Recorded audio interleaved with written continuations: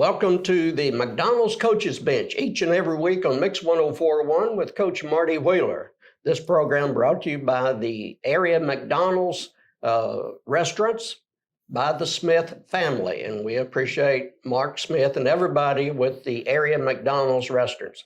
Coach Marty Wheeler, 2-0. I got to pat you on the back. Well, thanks, Terry. It's really not a lot to do with me. It's mainly a credit to our players and our coaches that the job they've done so far leading up into this week, and really happy with what we've been able to get accomplished over the last 2 weeks. But as you well know, I mean, it's once you don't get to enjoy that very long. It's time to move on to the next one. So, but really pleased with a lot of things that we've been able to get done just as a team that may or may not show up on the scoreboard at times. You go on the road 2 weeks, you face two quality opponents. Defense gets tested in the second half, but they stiffened when they had to. Absolutely. I can't say enough. I think I said Friday night after the game, I couldn't really probably put into words how proud I was of our guys, for the way they played Friday night, especially, not just defensively, but as a unit. Because of the adversity and the things that we faced, really from the beginning, it would have been very easy for our guys to feel sorry for themselves or come up with 2 or 3 different excuses on why we weren't going to be able to win the game. And I was proud of the fact that they did not in any way do that. There wasn't any complaining or excuse making going on the sidelines. I'm really pleased with the way our coaches kept continuing to coach hard and stayed in the game, and our guys did that as well. And the composure that our team showed again on the road against a quality opponent is something, as a coach, you got to be happy about. Absolutely. Maybe a couple of defensive guys who haven't got enough publicity after 2 games, and I know all 11 have played well for you, but maybe a couple of guys that sometimes the media might overlook. I mean, first off, as you said, our defense as a unit, I think, has played pretty well for the first 2 games, much better than from a year ago. Edward Cuvion's a guy that stands out as an inside linebacker for us. I thought he played a really good ball game against McMahon. And, our defensive tackles, guys like Daniel Sneed, Jared Canales, it's really a rotation in there. You got Anthony Davis, you got Daniel Douglas, those 4 guys. We sort of, rotate those guys in based off who's performing the best. But I thought those 4 guys did a really good job, a much better job than maybe in the second half against Red Bank, which, freed up some of our other guys to run and make plays. It's interesting you bring it up. I was thinking about earlier today, you take your defensive nose man, your end, tackle, wherever they are on the line on the defense, and unless they make a sack or something like that, they don't get recognized a lot. But those guys, part of their responsibility is to take up maybe a couple of blockers and let the linebacker make the play, and so the linebacker gets the credit. Sure. I mean, we say all the time, just like it's a lot like offense. You just don't hear people talk about it as much. But, every good running back has an offensive line to go with him, and every good linebacker plays behind a pretty good defensive tackle, right? So, those guys' jobs are huge for us. I mean, it's a job, like you said, you don't get you probably get a little more recognition than you do on the offensive line because, you can make a sack or get a tackle for loss. And so from that point of view, but I mean, at the end of the day, there's a lot of similarities on both sides of the ball up front. And, I said last week, whoever played the best up front would be, who I thought came out on top, and I thought we played much better up front. We'll continue with McDonald's Restaurant Coaches Bench with Coach Marty Wheeler, brought to you each week on Mix 104.1 by the Smith Family McDonald's. We'll be back in one moment. Welcome to segment 2 of the Marty Wheeler Show, known as the McDonald's Coaches Bench, brought to you by the Mark Smith and everybody with McDonald's. Coach, nasty weather first of the week. Did you lose many outdoor practices to the weather? No. We were fortunate enough on Tuesday is when was the worst day for us from a weather standpoint. And I mean, just fortunate for us, there was a window there where we could get out. It's another advantage of having turf. Oh, yeah.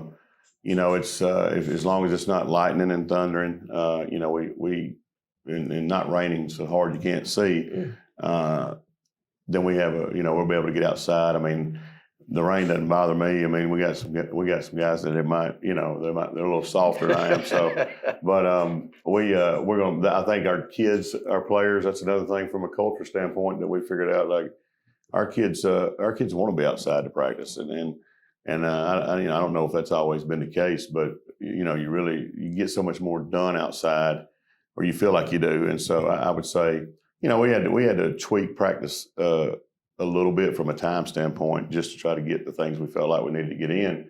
But all in all, yeah, we were able to get outside all week.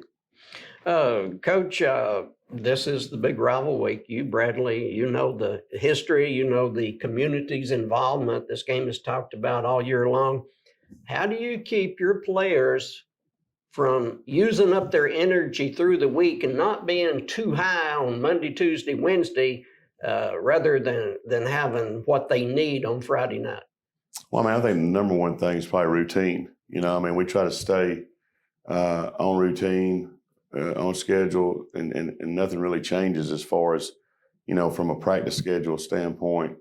I think it's funny you say that. I mean, I thought one of the things that sort of was a challenge for us the previous week was, I know not very many people, if any people, were upset when we took the last 2 days of the week and didn't come to school. Yeah. I know probably my daughters were tickled to death, but as a coach, you're always a little bit concerned about that because your routine will change. And, I like having the guys at school all day long, on Friday, instead of, you got to figure out what time you want to bring them in. At practice on Thursday, you want to figure out when things are normal, we know what we're going to do. And so that's things you're always really uptight about, anxious about. But, I think the biggest thing, to answer your question, is routine. We want to stick to our routine no matter what.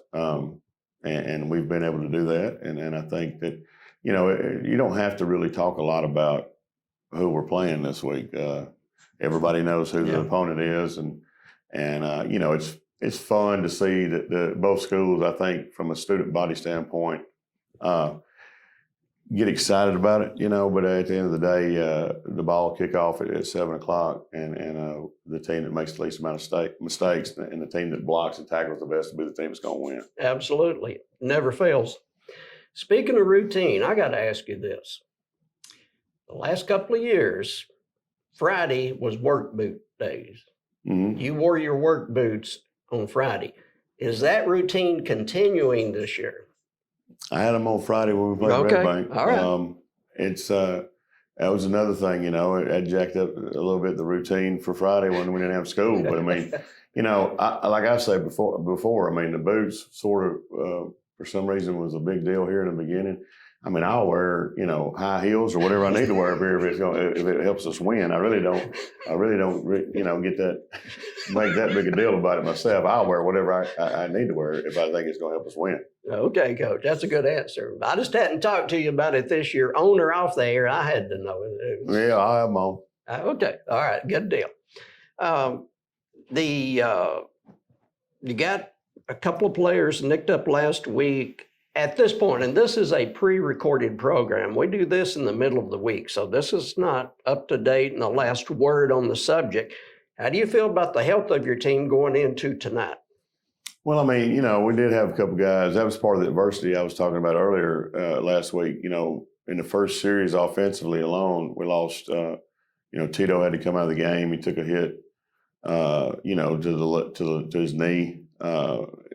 While he was already in the end zone, but and then Brian Beard goes out with a foot injury that he had been dealing with, as best he could for a week and a half or two anyway. So Brian's going to miss a few weeks. Okay. It's the best thing I think for him is rest on his foot. That's the only way it's going to get better. So if we don't do that, then this is going to be an ongoing deal throughout the year. So we need to get him, treatment, rest, and healed up as soon as possible. We can't wait for him to get back. Tito Boyd will be a game time situation where we decide whether or not he can go. We'll take our final break here on Coach's Bench, brought to you by the Smith Family Area McDonald's. Before we do that, though, we've got to give credit to Mr. Halfacre here in the digital department and his staff. They've been more than kind to us and more than cooperative. And our hats off to Mr. Halfacre and the people with CHS Live and the ones doing the work behind the audio video of this program. We'll be back in one moment and wrap up Coach's Bench.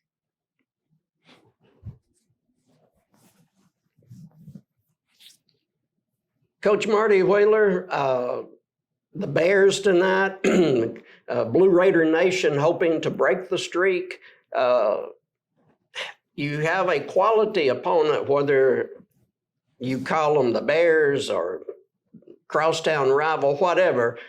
It's a good football team. They have weapons, and you're going to have to, put forth a great effort. In my opinion, I think it'll be a great ball game. Possibly, as you pointed out before, the fewest mistakes wins the game. Usually in a game like this, that's what happens. I got a lot of respect for Coach Floyd, his staff. They've been there a while, and they've done a great job there. I mean, they do. They have a really good football team. They have they bring some guys back up front that it's always nice when you have that. So it'll be another big time challenge for our guys. The thing that I've been so pleased with up to this point is that our guys have taken on the challenges. I mean, we've played two really good opponents. Oh yeah. The first 2 weeks, and really our schedule this year is. It's going to be a challenge every week. So you're just trying to buckle up and get ready to go every week. And so, this one it is a tad bit different because it is a rivalry game. But I mean, it's a region game, and I've said that since I got here. I mean, the thing that makes this game, I think, even it just steps up the stakes and what's on the line is because it's this year it's the first region game of the year. So I mean, both teams I'm sure want to get off to a great start region play wise, and it is bragging rights for a year. And it's this place definitely, the Bradley County is it's as intense a rivalry and as exciting a rivalry as I believe you can be around in high school. I mean, it's one of the biggest, if not the biggest, rivalry in the state of Tennessee. And so definitely feel excited about being able to be a part of it. But I mean, the crowd, it'll be a huge crowd. But that's what you coach for, and that's what you play for. Yeah. So, I mean, I just wish that a big part of me wish I could have been fortunate enough to play in a game that'll have as many people as this one will at it. But, at the end of the night, we just want to have one more point, and they do. Absolutely. Once again, thanks to the Smith Family Area McDonald's Restaurants, Coach Marty Wheeler for his time each week, Mr. Halfacre here in the digital department at Cleveland High School, the CHS Live staff and students. And one more thing, it's a great day to be a Blue Raider. See you next week.